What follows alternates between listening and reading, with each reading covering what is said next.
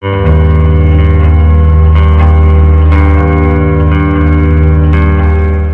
magandang hapon po mga kaibigan, update po tayo sa lagay ng ating panahon ngayong hapon po ng Martes, June 11, 2024. Pero bago tayo magpatuloy, palike and subscribe po muna and pahit po ng notification bell.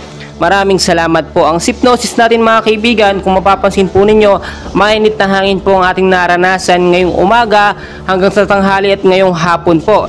Easterlies po ngayon na nakakaapekto sa ilang bahagi po ng eastern section at ng southern section po ng Luzon mga kaibigan, Visayas at Mindanao. Itong easterlies po ay yung mainit na hangin na nanggagaling sa karagatang Pasipiko na siya nagbibigay ng mainit at maalinsangan na panahon. Pero inaasahan po na posibleng magkaroon ng mga isolated light rains to heavy rainfall pagdating sa gabi.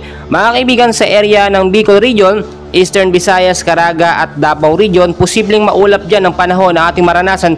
Kinabukasan po yan at posibleng sa hapon ay makaranas po ng mga isolated light rains to heavy rainfall at thunderstorm pagdating sa gabi.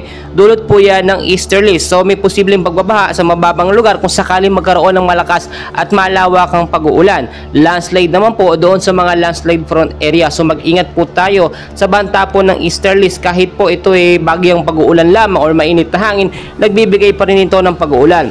Sa area ng Metro Manila, kasama na po ang ilang bahagi ng ating bansa, apektado pa rin po ng tinatawag natin na localized thunderstorm na siyang posibleng magpakaulan po sa ilang bahagi po ng ating bansa. Inaasahan din mga kaibigan, within the next 24 to 48 hours ay merong mabubuo na kumpol ng kaulapan or mga cloud cluster sa may bandang silangang Mindanao na posible nga pong maging active LPA.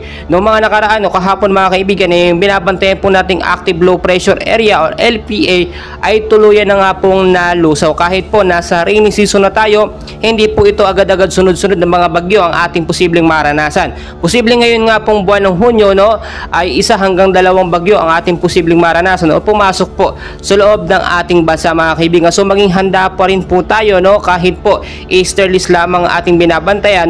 Nandiyan pa rin po ang banta ng habagat at yung habagat naman po ay posibleng makapag-produce or makabuo po ng mga active LPA na siya posibleng maging isang ganap nga po na bagyo. Ngayong Hunyo, ngayong taon po ng 2024, isang bagyo pa lamang po ang nakakapasok sa ating bansa at inaasahan na ilang mga bagyo pa ang papasok bago po matapos ang buwan ng 2024. Kaya mga kaibigan, lagi ko po pinapaalala sa inyo, always know the weather. Alamin po natin bago tayo umalis.